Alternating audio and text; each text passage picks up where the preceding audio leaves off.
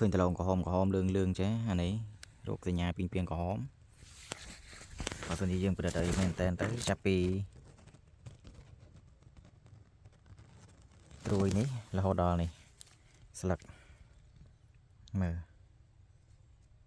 សុទ្ធតែពីងក្រហមអញ្ចឹងសម្រាប់អ្នកដាំដឡងតាមដានឲ្យមែនតែនបាទនេះស្លឹកនឹងក្រហមឡើងលឿងទីទៀតងាប់ហើយរួញហើយ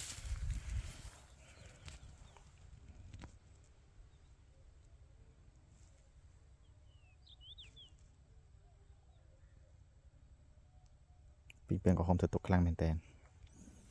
អញ្ចឹងព្យាយាមបាញ់ថ្នាំឲ្យបានតាន់ពេលវេលាកុំដាំឲ្យចោលក្រហមអស់ហើយអានេះវាមិនមែនត្រឹមតែជក់ឲ្យក្រហមទេវាបញ្ចូលទាំងពពួកវីរុសវាបញ្ចូលទាំងពពួកមេរោគទៅទៀត